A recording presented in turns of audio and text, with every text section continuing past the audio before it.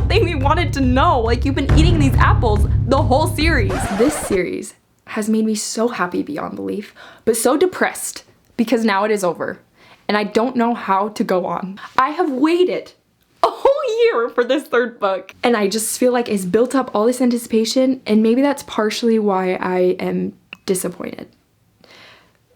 Because I set myself up for that. Let's just preface, if this book was 100, 200 pages longer, I think a lot of these issues I have with it could be solved. Easily. I feel like I have been gaslighting myself into loving this book as much as I loved Once Upon a Broken Heart and The Ballad of Never After, but ultimately I just didn't. It was my least favorite of the trilogy. Why am I gonna cry? For those of you who love it, stay and talk about it, because there were so many parts that had me kicking my feet and giggling. But there were several parts where I just felt like this book was different from the rest. I had the expectation that The Ballad of Never After could not be topped. There's no way anyone could beat that book. But I thought that The Ballad of Never After had a great gateway which could end the series amazingly. What's kind of scary about A Curse for True Love is that it determines the legacy of this trilogy. And it did! I was gonna make this review and just try my best to just be like raving and positive and excited about it. And there are a lot of parts I want to talk about this book. I've been looking forward to it since I finished it. But I'm also not gonna hold back on some of my disappointments and some of my expectations that weren't met. And hopefully that everyone that watches this can relate to what I'm going through. Whether you loved it, whether you hated it. I didn't hate it in any means. I thoroughly enjoyed reading this book. Like, I could not put it down. Every chapter I was like, I need to know what happens. But I think as I finished it, as I thought about it, I have been okay with my disappointments, accepted my disappointments, but I have also realized that I have had disappointments. Underwhelming comes to mind. I took a lot of notes. Let's do this thing. Also, oh my gosh, I got the pre-order incentive. Maybe you saw that, but look at this. Look how beautiful Jax and Evangeline are. And then Apollo and Evangeline on the back. They're pretty cute too. I got the signature. No, I didn't get a signature edition. It's just the exclusive Barnes & Noble edition. Now, a little backstory. The Ballad of Never After is the reason I started this booktube channel, because I had so many feelings and emotions, and I had to talk to someone about how excited I was about The Ballad of Never After. So this series, like, will always have a place in my heart, and it will always, like, be home to me. And I still love Jax and Evangeline, and I still love the characters in here, but it just felt like a different realm almost to me. I don't even know how to put that into words. Without further ado, let's just like jump right in. You guys can disagree, agree in the comments. I don't care. I'm just here to like open up and talk openly about my feelings. Yeah. Okay, so we start off right where we left off, which I was kind of hoping that we would. Right off, Evangeline's like, oh my gosh, where am I? Oh, I'm in this place that I don't know. The last thing I remember is that my dad has recently died. She's probably a year out from her last memory. Apollo comes up and he's a little bit nervous, and she can tell, and she doesn't know if she should trust him or not. She's kind of feeling iffy about the whole thing. Oh, another thing about this book is Apollo. I don't even know how to do this review. Like,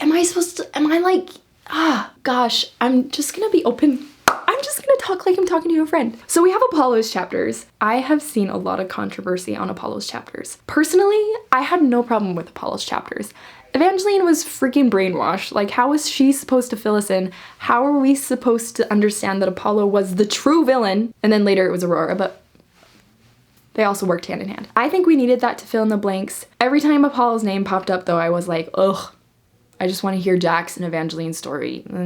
Initially though, Apollo has like good reasons. I was like, no, don't make me feel bad for Apollo. No, I can't deal with this right now. Because we find out he's been beaten by Tiberius. He literally has scars on his back from Tiberius. And, whoa, I just had the weirdest deja vu.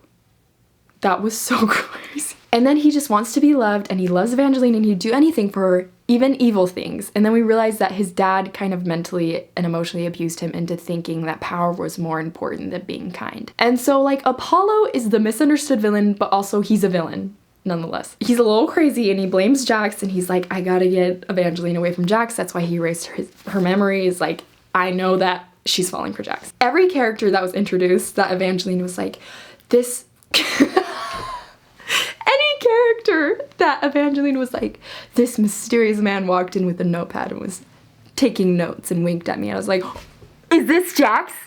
But also I was like, wait, Jax doesn't like seem like the note-taking type, so it was Kristoff. Evangeline, come meet me here. I can fill you in on all the tea because, you know, he writes for the newspaper. Anyways, that never happened. I realized that later that never happened, and her and Kristoff never met. But she did try to sneak out to meet him. Any character that was introduced, I was like, is this Jax? No, it's not. Is this Jax? We are literally 90 pages in, and then Jax finally arrives.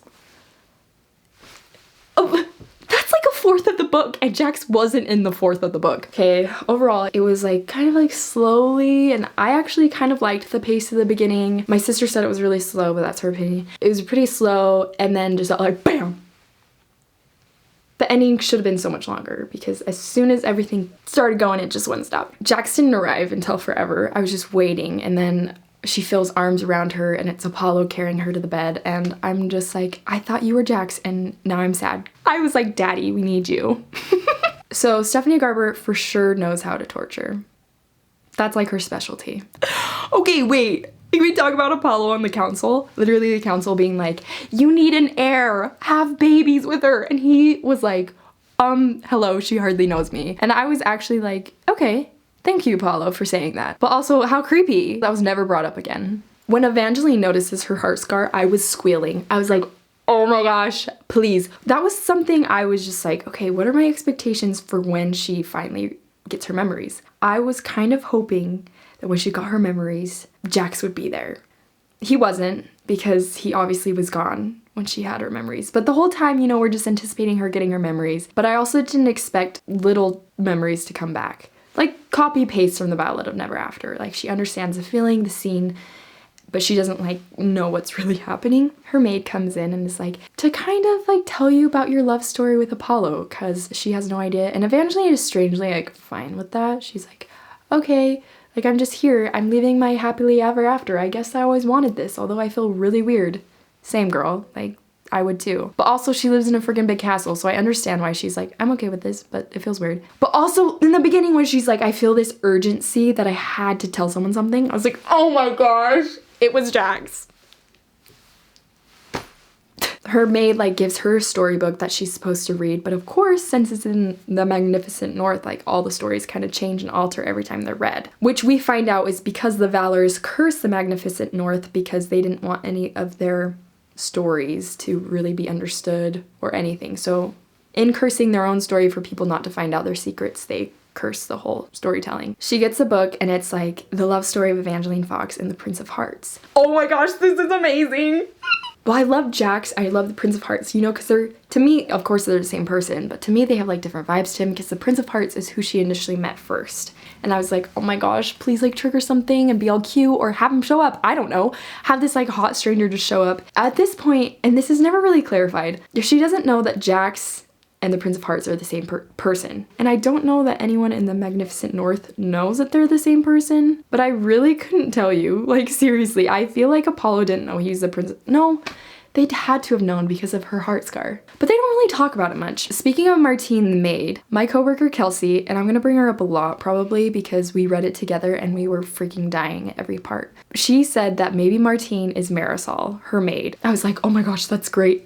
That's like amazing. You're so right. But it was never confirmed or denied, so whatever. Apollo hires this guy. They know Evangeline and Jax are connected through the heart scar. So, sorry, my husband's playing Fortnite in the other room and you can probably hear him. I feel like this book also felt very different because from the first to second book, we kind of have the same characters. This third book freaking threw so many people at us. We met the Valors, we met this guy hunter, we met Byron, and there was just a lot of people. And honestly, I'm not sure how I felt about that. Like, of course it's exciting to meet a lot of people, but I also, like, I feel like we had such a good momentum with the characters in the other books that there was just so much packed in this book, and I really think it should have been longer. So we know that Jax is being hunted. Jax never gets caught. Literally has a bird that's gonna hunt this Prince of Hearts / Jax down, and Evangeline now knows that it's Jax who goes by Archer because they secretly rendezvoused, or just so much crap happened. Like, they're supposed to hunt this guy down. They must really suck because Jax was never in a position to really be in danger. Like, you could maybe argue that, like, yeah,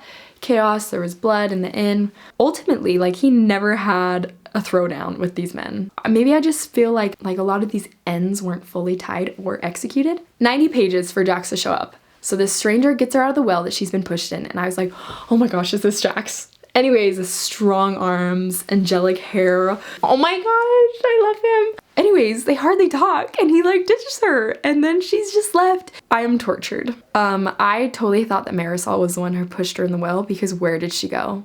We never find out either. And Tiberius and Luke, where are they? Also, at this point I'm thinking like, where the heck is Lala? Jax, oh my gosh, this part. Oh, I have to find it. Where's the part with Jax? When Jax said, and yet he couldn't bring himself to leave the shadows of Evangeline's bedroom. I could die happy. That's it. Like, I love that. But he's like so obsessed with her. Like, he's like, I'm gonna ditch her. I can't be around her. I hate the idea of love. And then he literally is so obsessed with her, he can't leave her. Anyways, he starts to like be her kind of like, let me teach you self-defense, and goes by a mysterious name. That just screams danger, danger to me, but of course Evangeline's kind of dumb, so she just goes along with it. Sorry to shade Evangeline, I would do the exact same thing. So here he is to like teach her self-defense, which is just an excuse to touch her. But also I'm like, no, Jax, she really is in danger. Maybe you should actually teach her self-defense, or better yet, just take her away. Just like kidnap her. That sounds like a great idea. They're like in the rain, they kind of fall onto this bridge thing, and his like shirt is soaked through and he's amazingly hot. Then he just like ditches. So definitely some teasing in there. But to me it just like felt kind of weird. Like not weird, but I was hoping that Jax wouldn't know that Evangeline lost her memories. And maybe he probably just read the papers and found out that Evangeline didn't have any memories. And what kills me is that he thought he did that because when he got the stones and turned back time to save Evangeline's life, the Valor Queen said that time would take something of equal value, and that's when he said there's nothing of equal value to me, which is a killer part. Jax thought that Evangeline's memories were erased because time took it. So I just was like kind of hoping though that he would kind of try to win her back and then realize that she didn't remember him, and that would have been such an amazing part. That's the problem. I had way too many expectations. Also, we find out that Apollo is freaking crazy. He literally hired people to push her in the well, and then he executes her bodyguards because she needs to know that she's safe, and if they weren't being careful enough that they should suffer the consequences. He's literally obsessive, crazy, insane. Then we meet Aurora. Aurora immediately is giving me weird vibes.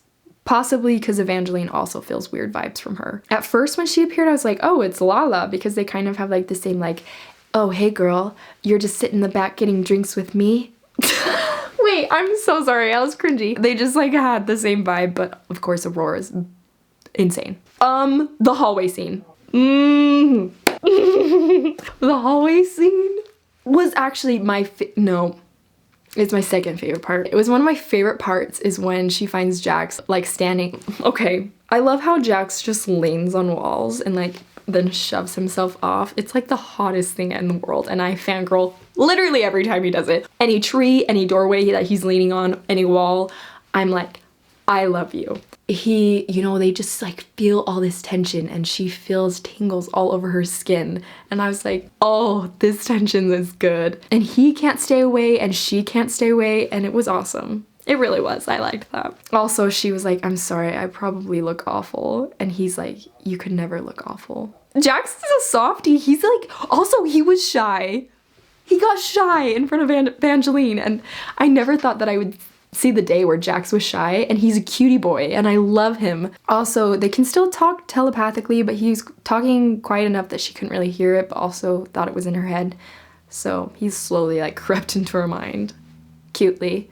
But there's a part where Jax said she is everything, and I just thought that was such a good part because we can see truly Jax full 180 from the beginning of Ballad to now, because he has a conversation with Chaos. Chaos is like, don't do that, and he's like, well, I have to.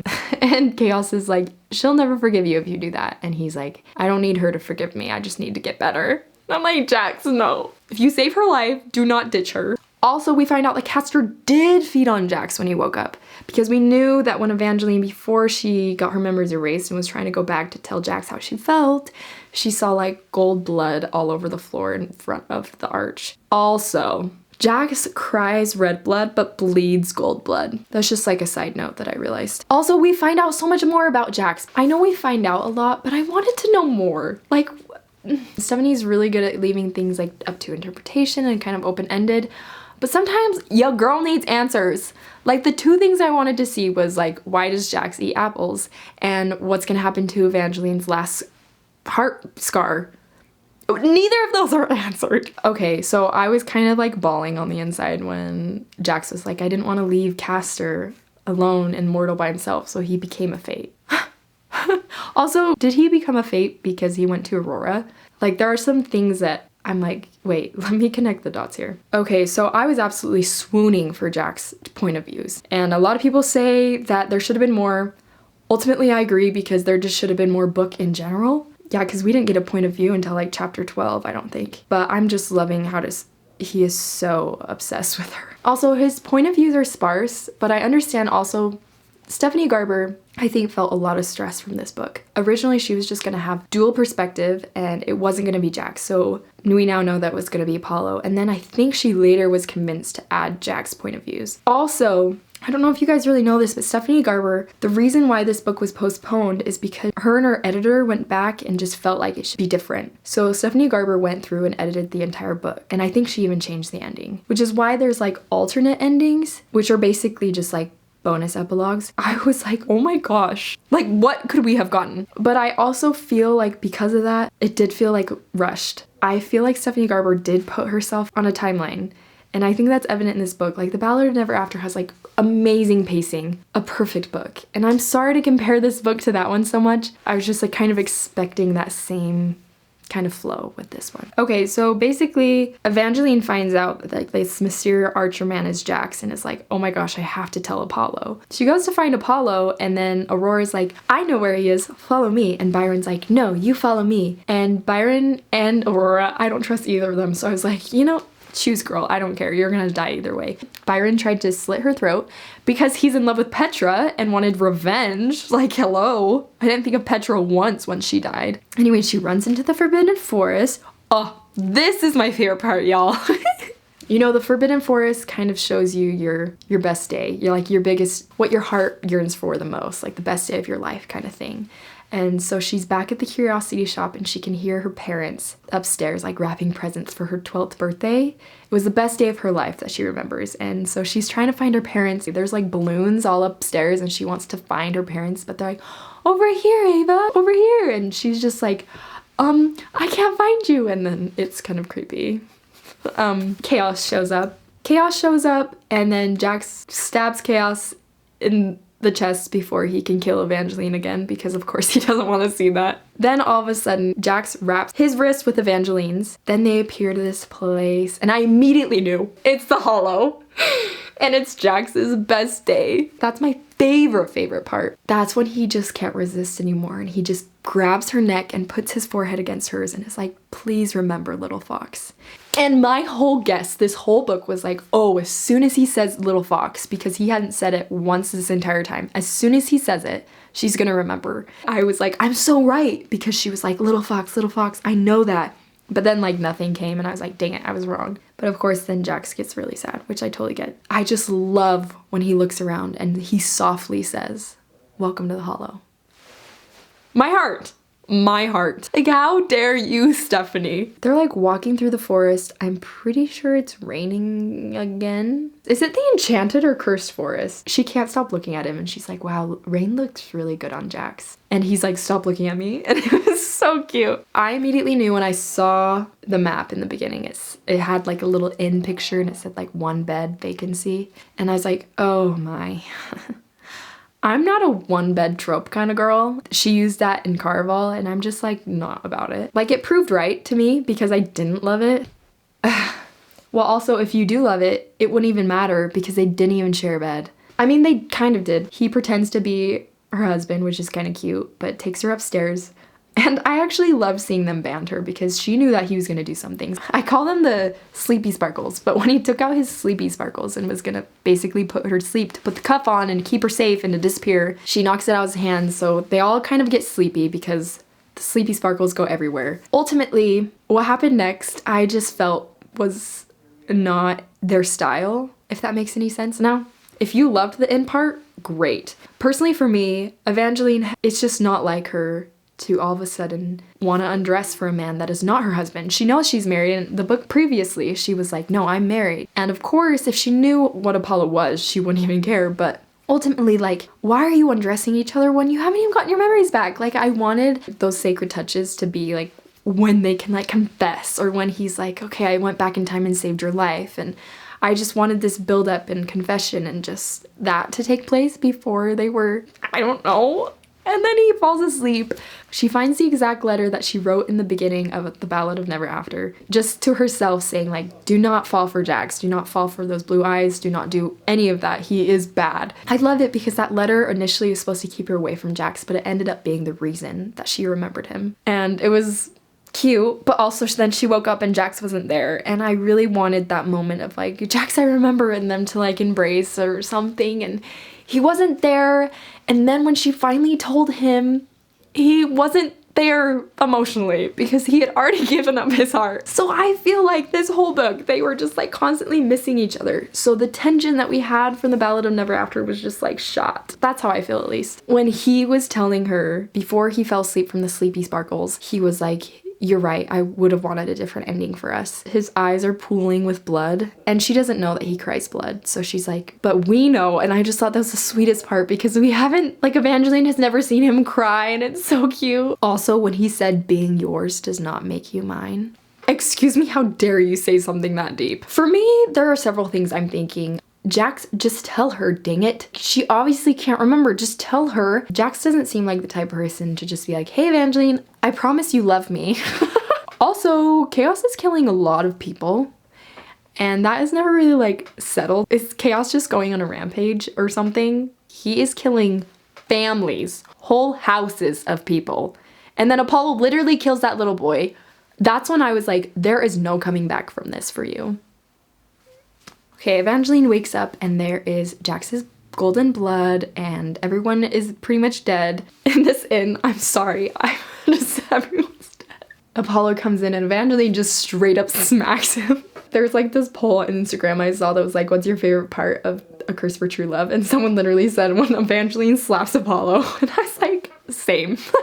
I was like, girl, are you dumb? Because then she's like, oh my gosh, sorry, that was just a reaction. I was like, girl, there's no way you're covering your track now. Like, he's onto you. I think as soon as they went to the inn, I knew it was starting to take off. And that's when I was bracing for disappointment. I was like, okay, she didn't remember the way I wanted her to. I feel like Jackson and Evangeline's relationship isn't at the same tension romantic level that it was in the last book, or even the first one. It just, as much as this book is so romance heavy, it just wasn't maybe. This one focused on the plot, and all of them had a heavy plot that they were focusing on beside the romance. But for this one, I just feel like a lot of it just wasn't even like them together. I know you could argue and say they were together like so much of the book, but I just didn't feel like they were together. Never on the same level, because when she finally did remember, he had given up his heart already, and it made me want to cry. Then we learn about the Tree of Immortality, so that's kind of exciting. Oh, it makes sense because this is the tree. Woohoo! Lala arrives. Finally, I've been waiting, and apparently she just hasn't been able to visit her because Apollo is a Nazi. I love that Lala is like, let me torture Aurora for you. I love bad A Lala. She's really awesome. Also, Evangeline was killing me so bad when she's like, Lala, I'm just gonna kiss Jax and the curse will be broken. I was like, And I loved that Lala was also like, you're not doing that. We learned that her bracelet, like anyone who has bad intention, that to hurt Evangeline, like they will feel excruciating pain. So Apollo was in her tent and he like hugged her from behind, and then the bracelet thing went off. Evangeline doesn't know what it is, but Apollo does. And I was like, ew, Apollo, you are an abuser. That is not cool. Also, I love that Lala and Evangeline went and snooped through like Aurora's journal and like under her little like tree nook where she looking for Jax's heart. But they were like just snooping, and I was like, Aurora is like very, very creepy. I was thinking this whole time, I was like, dang, we need to get that cuff off Evangeline, because if Jax is ever gonna kiss Evangeline, we need the cuff off. Get that cuff off. Can we talk about Lala and Chaos? Their chemistry had me kicking my feet. I was giggling so bad. Please bless that Stephanie's next series is about Chaos and Lala and Dane. And that's when we find out that Jax had given up his emotional heart. Oh, Aurora appears. Jax just like straight up knocked out Aurora. Because we learned that Aurora is crazy about Jax, and this whole time she just wanted to end up with Jax, and that's why she cursed him. His lips was that he could never kiss anyone. The curse, I guess, was wrong, that his kiss is fatal to everyone but his one true love, but it's fatal to everyone that will love him. So his kiss is not fatal to those who will never love him. So that's when we're like, oh, Tella would have never loved him, which we knew, and I didn't want them to end up together. Anyways, but this is the part, like, boom, boom, boom. Everything happens so fast. Evangeline is like, okay, we have to go back to Wolf Hall, get to the Phoenix Tree, and stop Jax from getting there. This part is not great. Jax arrives, and he's like holding his heart in a jar. He's gonna burn his heart in the tree. But I guess when you're like holding your heart, you have more like ties to your heart. Evangeline, why? Evangeline, you're literally dumb. Evangeline is basically like, I love you, Jax, and kisses him. That's just a really quick way of saying it. He drops his heart. What happens to his heart when he drops it? Just to go back inside? Or is it just like a metaphorical heart that he's holding? They start to kiss. Oh my gosh. They start to kiss and kiss. And if you guys love this part, kudos to you. Kelsey and I were talking about how cringy it was when the chapter was like, once upon a time, there were... I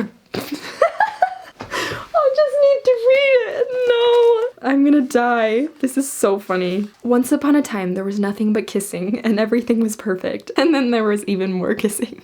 I'm just seeing these two like make out standing up. For me, that was just so underwhelming. Like, absolutely just...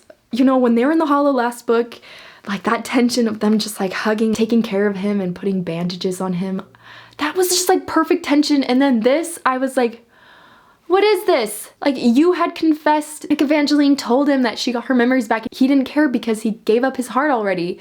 Like, they were never on the same level. And then all of a sudden they're kissing. Like, are you telling me that's like kissing? It just wasn't emotional. Like, it wasn't like an emotional connection for me. It was just like, I don't know how to explain it, but I was hysterically laughing after reading the chapter about like, once upon a time, there was nothing but kissing. I'm sorry, what? Like, if you're gonna explain, just go into it. Like, we wanna know. I did like how he said, I love you, little fox. That was cute. But I think it was like the setting and everything that I was just like, this doesn't feel right. Also, I was like, something's gonna happen. Like, y'all better run. I like how we learned that the reason why his clothing had been so torn in the church in the first book where she went to pray to the Prince of Hearts is because he had been heartbroken. Like, I never really thought about that. He was just in turmoil. Aurora like lures over Jax, so Evangeline gets taken by Apollo. Jax is like, no, Aurora, this is never happening. Bye. Bye, buh. I loved when Jax just punches Apollo over and over again. Thank you. I did want more of a showdown, but it's fine. So Apollo gets killed by the tree because the person he loves most is himself, which was smart. Jax is just fighting with the Valor brothers, which I would love to hear more about them. But ultimately, here we are at the end of the book. It just went way too fast and it was kind of underwhelming. Apollo's dead, Evangeline was about to die, and Jax, you know, was being held back by the Valor brothers. And then as soon as like he realizes she's not dead, what does he do? He beats up the brothers. I'm just thinking, why aren't you running to Evangeline? Why aren't you having a moment? And then when all is said and done, the Valors leave with their dad, Wulfric. What's the first thing that Evangeline says to Jax when they're finally alone and at peace? She's like, what do you think will happen to Aurora? That's the last thing that should be on your mind. Like, no one cares. Just be in love. That's pretty much the end. Then they like leave the forest. Then the story's like, well, I guess you'll never know the ending because that's how Magnificent North works. Which, like, I wasn't actually mad about that part. What made me mad, she was like, tell me about the apples. And he's like, I don't need them anymore. There's a number of reasons why you wouldn't need them anymore. Is it because you're no longer cursed? Is it because when you finally can kiss someone, you don't have to eat apples? Nothing is confirmed. Like, why didn't you just tell us the one thing we wanted to know? Like, you've been eating these apples the whole series. And then her heart scar is still there, which at first I was really disappointed, but then Kelsey was like, well, I guess it means her heart never went away, so they'll always be connected. Which I'm like, oh, that is kind of cute. I've been thinking, like, did time ever actually take anything away from Jacks? Or did time just assume that Evangeline losing her memories was punishment enough? Or being without Evangeline was punishment enough? Like, did it just realize that there was nothing of equal value? You could defend anything in this book, but honestly, as I've been talking about it, I thought this would be like more rage-filled. Things that never got settled. Jax was being hunted and never got caught. Tiberius abused Apollo. Where is he now? She still has her scar. What happened to Byron? Where is Luke? And Chaos, is he still killing everyone? And what did time take away from Jax? Also, where is Aurora? She should have died too. So that's my unhinged review of Once Upon a Broken Heart. I guess the only way to really explain it is that I was going through TikTok and people are like, you know, I would go as far to say like this book was kind of meh. I still love Jax and Evangeline, but ultimately like the tension was lost for me. My excitement was lost. Like they ended up together, but it just wasn't in like the way that I had hoped for. It breaks my heart because it did kind of define the trilogy for me, and it is no longer my favorite trilogy just because I am so disappointed. It's okay, I'm admitting that, and if you love the book, that's fantastic. If you feel the same way, great. I'm glad we can agree. It was still really fun to read. It's been a great journey. I just love Jax and Evangeline so much, and I'm so glad that I got to talk to you guys about it. Like, I seriously am so glad that I could talk to you guys about it. All the comments and everything that I get, I just feel like I'm talking to a friend, and it doesn't matter if books are real or not real. To us, our emotions with them are real, and that's what matters. Let's not get mushy-gushy anymore. Thanks for watching. Let me know what you thought of this book, and I'll catch you next time. Bye, bookworms.